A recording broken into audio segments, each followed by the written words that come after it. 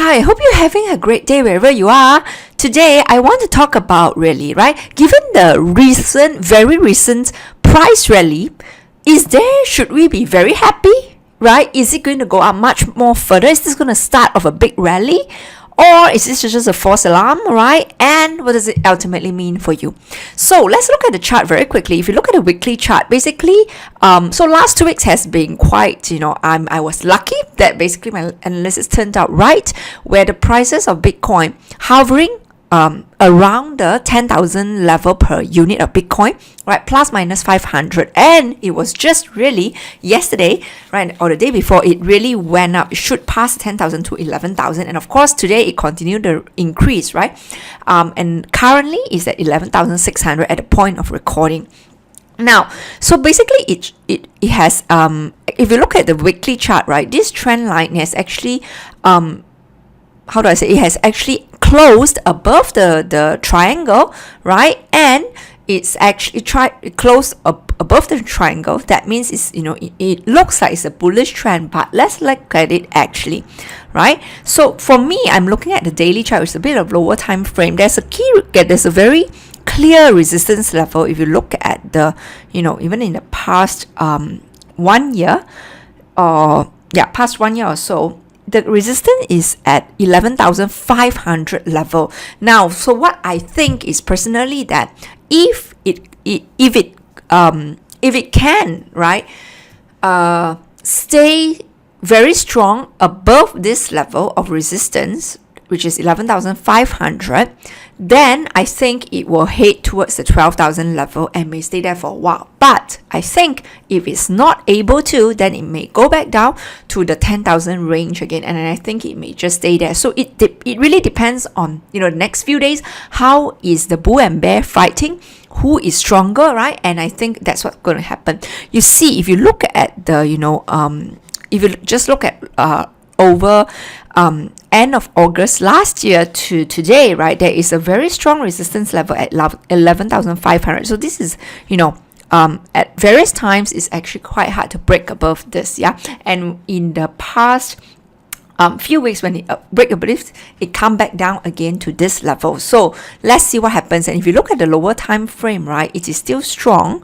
But if you look at the first hour charts or even the 15 minutes, right, there is this bulls and bears trying to fight that, 5 minutes charts is still going strong. But again, it's not like super strong, if you know what I mean, yeah.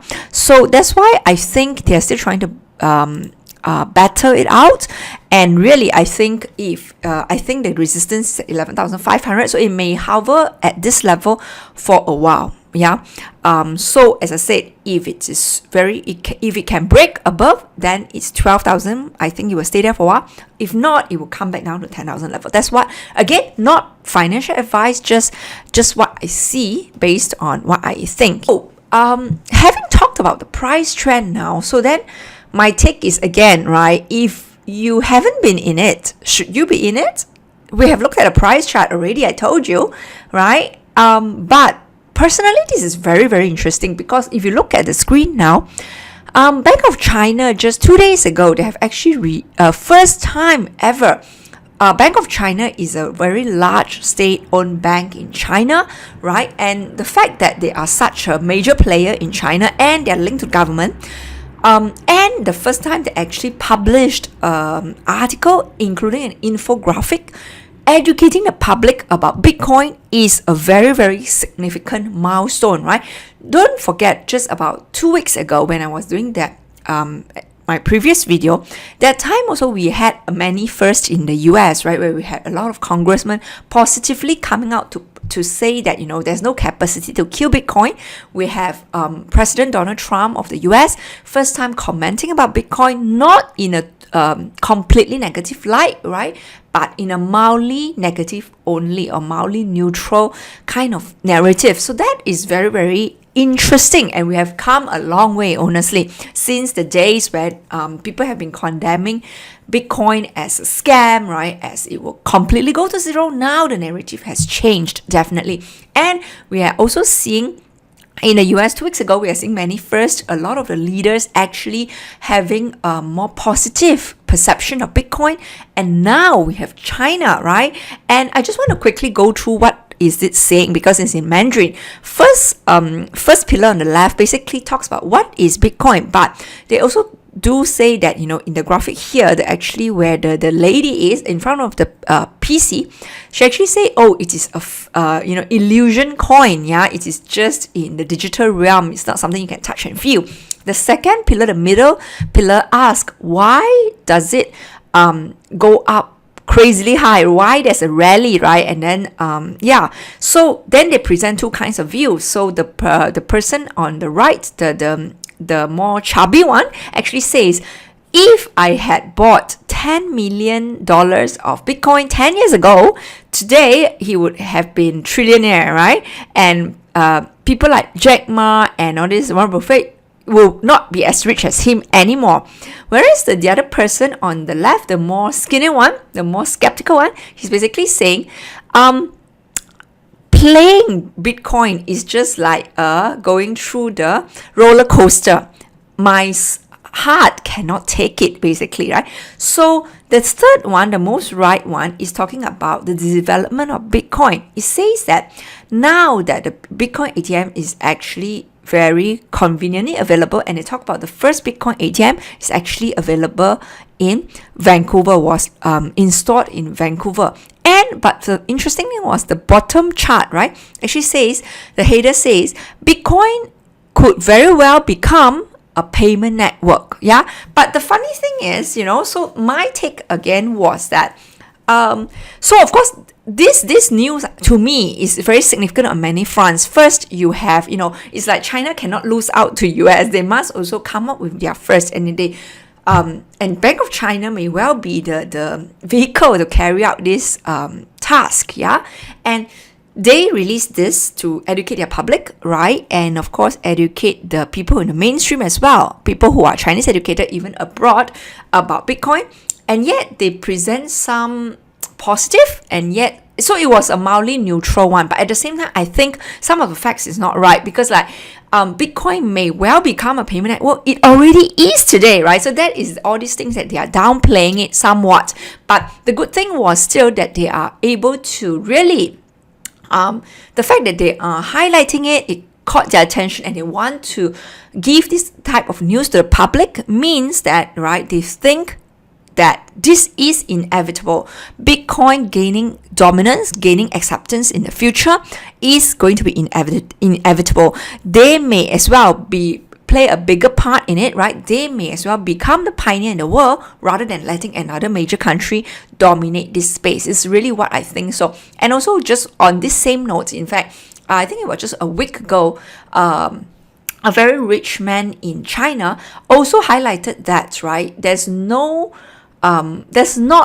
impossible, and he thinks basically it is, very, very plausible if China will overtake Libra. That means a company in China will be born, or either an existing company will be born, right, to do something like the Facebook Libra coin, right? He's basically saying there's no, it is totally plausible that China can overtake China in US in this aspect. So you do see a bit of this ego play here, right?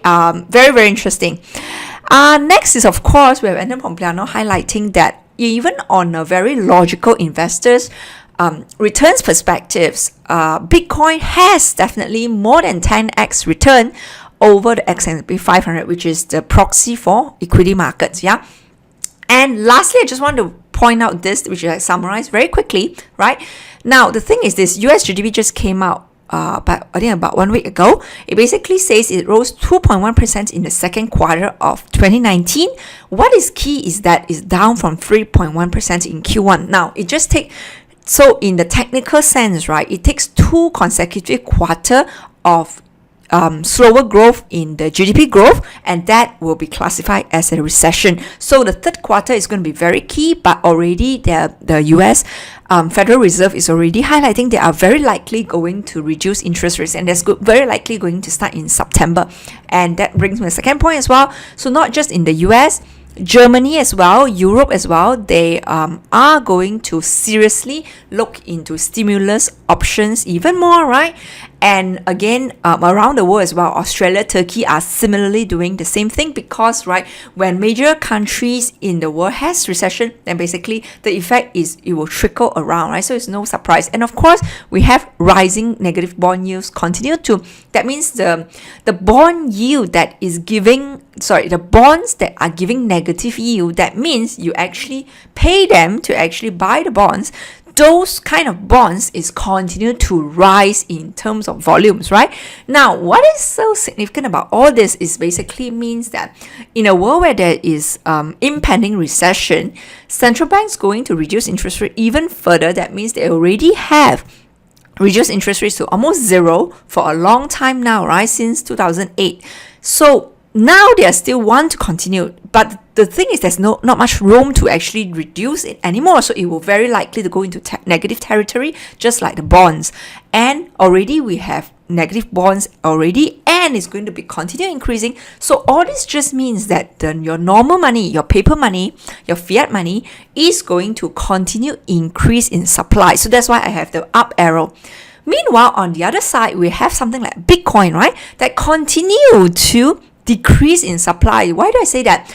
85% of the Bitcoin existence already been mined, right? And whatever that is already, so a lot of the people who have Bitcoin, they are not trading it in the liquid market, in the exchange. They are just holding it on. They're just hodling on for the long term.